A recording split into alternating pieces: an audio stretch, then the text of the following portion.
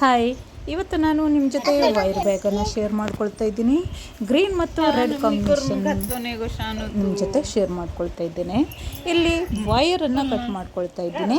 Size ಅಂತ ಹೇಳಿದರೆ 64 inches ಉದ್ದ ಇರೋ ಹಾಗೆ ವೈರನ್ನು ಕಟ್ ಮಾಡ್ಕೊಳ್ತಾ ಇದ್ದೇನೆ. ರೆಡ್ ಮತ್ತು ಗ್ರೀನ್ ಕಲರ್. ಇಲ್ಲಿ ನಾನು ಟೋಟಲಿ 12 ವೈರ್ ಬಂದುಬಿಟ್ಟು ಗ್ರೀನ್ ತೊಗೊಂಡಿದ್ದೀನಿ. 16 ವೈರ್ ಬಂದುಬಿಟ್ಟು ರೆಡ್ ಕಲರ್ ತೊಗೊಂಡಿದ್ದೀನಿ. ಈಗ ಬೇಸ್ ಮಾಡಲಿಕ್ಕೆ ಇಷ್ಟನ್ನು ರೆಡಿ ಮಾಡ್ಕೊಂಡಿದ್ದೀನಿ. ನೋಡಿ, ರೋಲಲ್ಲಿರೋ ವೈರನ್ನು ತೆಗೆದುಬಿಟ್ಟು ಈ ರೀತಿ ಒಂದು ಸ್ಟಿಕ್ಕಿಗೆ ಕಟ್ಬಿಟ್ಟು ರೆಡಿ ಮಾಡಿ ಇಟ್ಕೊಂಡಿದ್ದೀನಿ. ಒಮ್ಮೆ ಈ ರೀತಿಯಲ್ಲಿ ಆ ಬಂಡಲನ್ನು ಬಿಚ್ಚಿಬಿಟ್ಟು ಈ ರೀತಿಯಲ್ಲಿ ವೈರನ್ನು ಒಂದು ಸ್ಟಿಕ್ಕಿಗೆ ಸುತ್ತಕೊಳ್ಬೇಕಾಗತ್ತೆ. ಯಾಕಂತ ಹೇಳಿದರೆ ವರ್ಕ್ ಈಸಿಯಾಗಿ ಪ್ರಾಪರಾಗಿ ನಡಬೇಕು ಅಂತ ಹೇಳಿದರೆ ಇಷ್ಟನ್ನು ಮಾಡಲೇಬೇಕಾಗತ್ತೆ.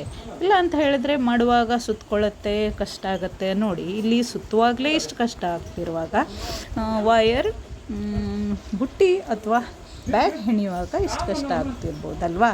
ಅದ್ರ ಸಲುವಾಗಿ ಈ ರೀತಿಯಲ್ಲಿ ವಯರ್ ನೀಟಾಗಿ ಹೆಣೆದು ರೆಡಿ ಇಟ್ಕೊಳ್ಳಿ. ಓಕೆ, ಹಾಗೆ ಈಗ ನಾಟ್ ಯಾವ ರೀತಿ ಹಾಕಬೇಕು ಅಂತ ಹೇಳಿಕೊಂಡು ಅಲ್ಲಲ್ಲಿ ನೀವು 62 ಇಂಚಸ್ಸನ್ನು ವೈರನ್ನು ಕಟ್ ಮಾಡ್ಕೊಂಡಿಟ್ಟಿದ್ದೀರಾ ಅಂತ ಹೇಳಿದರೆ ಈ ರೀತಿಯಲ್ಲಿ ಮಿಡಲ್ ಪಾರ್ಟಲ್ಲಿ ಕರೆಕ್ಟ್ ಎರಡೂ ಕಲರ್ ಮಿಡಲ್ ಪಾರ್ಟಲ್ಲಿ ಕಟ್ ಮಾಡಿಕೊಂಡು ಲೂಪನ್ನು ರೆಡಿ ಮಾಡ್ಕೊಳ್ಬೇಕು.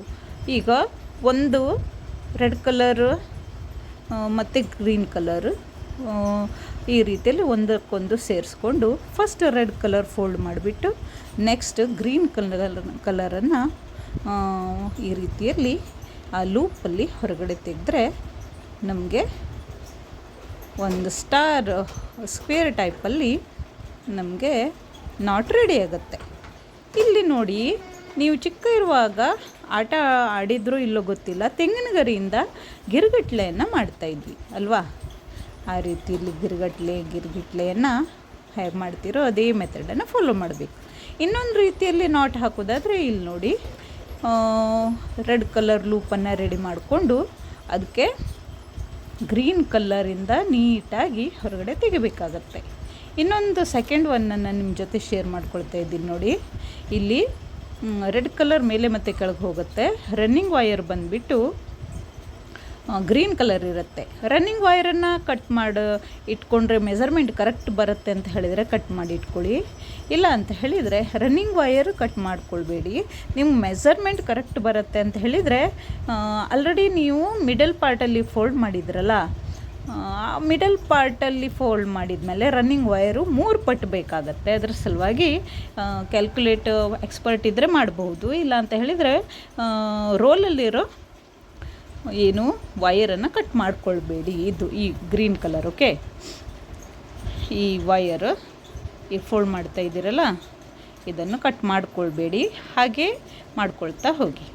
ಈಗ ನೀವು ಕಟ್ ಇಟ್ಕೊಂಡಿರುವಂತಹ ವೈರನ್ನು ಸೇರಿಸ್ತಾ ಹೋಗಿ ಲೂಪನ್ನು ಫಸ್ಟ್ ರೆಡಿ ಮಾಡ್ಕೊಳ್ಬೇಕು. ನೋಡ್ತಾ ಇದ್ದೀರಲ್ಲ, ಇಲ್ಲಿ ನೋಡಿ, ಕೆಳಗಡೆ ಭಾಗಕ್ಕೆ ಫೋಲ್ಡ್ ಮಾಡ್ಕೊಳ್ಳಿ. ಹೀಗೆ ಫೋಲ್ಡ್ ಮಾಡಿಕೊಂಡು ಅದಕ್ಕೆ ರೆಡ್ ಕಲರ್ ವೈರನ್ನು ಲೂಪ್ ರೆಡಿ ಮಾಡಿ ಅದ್ರ ಒಳಗಡೆ ಸೇರಿಸ್ಕೊಂಡು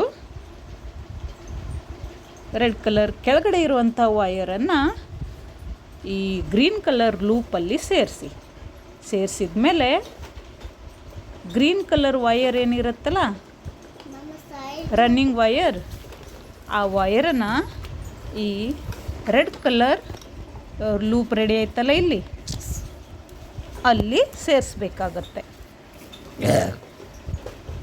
ಈ ರೀತಿಯಲ್ಲಿ ಸೇರಿಸಿದರೆ ನಾಟ್ ರೆಡಿ ಆಗುತ್ತೆ. ಇಷ್ಟು ಈಸಿಯಾಗಿ ನಿಮಗೆ ಯಾರೂ ಹೇಳ್ಕೊಟ್ಟಿರ್ಲಿಕ್ಕಿಲ್ಲ. ನೋಡಿ, ಸ್ವಲ್ಪ ಟೈಟ್ ಮಾಡ್ಕೊಳ್ತಾ ಹೋಗಬೇಕು. ನೀಟಾಗಿ ಹಿಡ್ಕೊಂಡಿದ್ರೆ ಇಷ್ಟು ಲೂಸ್ ಬರಲ್ಲ.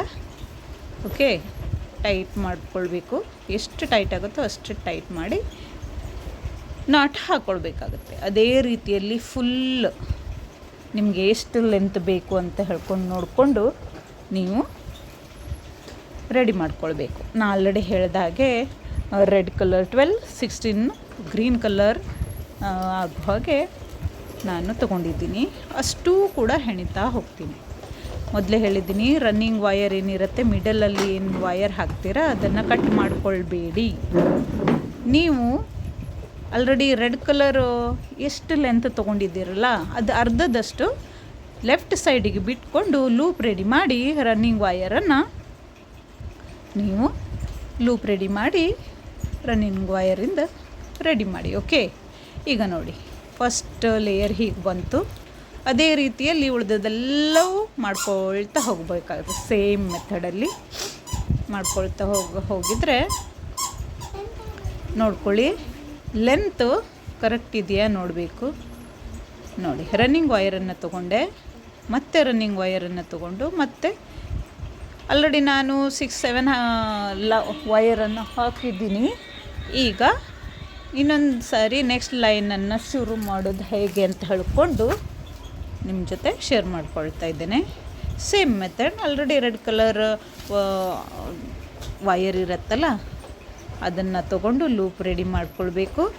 ಗ್ರೀನ್ ಕಲರ್ ಲೂಪ್ ರೆಡಿ ಮಾಡಿ ಸೇಮ್ ಮೆಥಡನ್ನು ಈ ರೀತಿಯಲ್ಲಿ ನಾಟನ್ನು ಹಾಕ್ಕೊಳ್ಬೇಕು. ಸೇಮ್ ಮೆಥಡಲ್ಲಿ ನಾಟ್ ಹಾಕ್ಕೊಳ್ತಾ ಹೋಗಬೇಕಾಗುತ್ತೆ. ನೋಡಿ, ಫಸ್ಟ್ ನಾಟ್ ರೆಡಿ ಆಯಿತು. ಸೇಮ್ ಮೆಥಡ್, ರನ್ನಿಂಗ್ ವಯರ್ ಬಂದುಬಿಟ್ಟು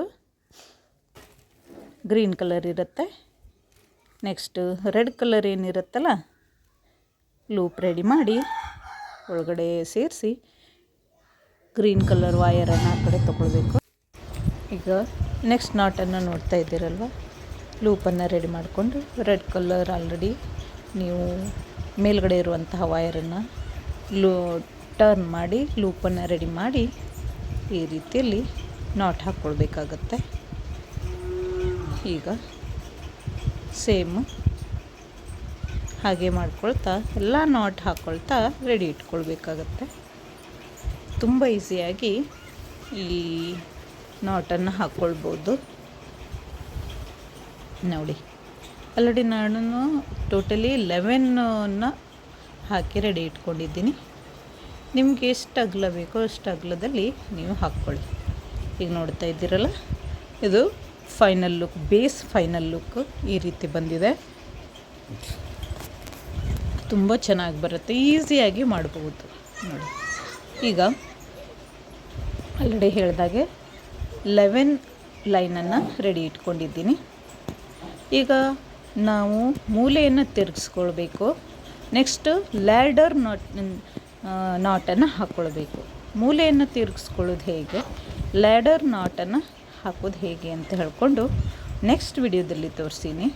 ಈ ವಿಡಿಯೋ ನಿಮಗೆ ಸ್ವಲ್ಪ ಆದರೂ ಯೂಸ್ಫುಲ್ ಅನಿಸಿದರೆ ಶೇರ್ ಮಾಡಿ, ಹಾಗೆ ನನ್ನ ಚಾನೆಲನ್ನು ಸಬ್ಸ್ಕ್ರೈಬ್ ಮಾಡಿ ನೋಡಿ, ಹಾಗೆ ಸಪೋರ್ಟ್ ಮಾಡಿ ಅಂತ ಹೇಳ್ತಾ ನೆಕ್ಸ್ಟ್ ವಿಡಿಯೋದಲ್ಲಿ ಸಿಗ್ತೀನಿ. ಅಲ್ಲಿವರೆಗೂ ಸಿ ಯು ಸೂನ್. ಇದು ಪಾರ್ಟ್ 1 ಆಗಿರುತ್ತೆ. ಪಾರ್ಟ್ 2 ಅಲ್ಲಿ ಹೇಗೆ ಲ್ಯಾಡರ್ ನಾಟ್ ಹಾಕಬೇಕು, ಮೂಲೆಯನ್ನು ಹೇಗೆ ತಿರ್ಸ್ಕೊಳ್ಬೇಕು, ಹಾಗೆ ಹ್ಯಾಂಡಲನ್ನು ಹೇಗೆ ಮಾಡಬೇಕು ಅನ್ನೋದನ್ನು ನೋಡೋಣ. ಪಾರ್ಟ್ 2ಗೋಸ್ಕರ ವೇಟ್ ಮಾಡ್ತೀರಿ.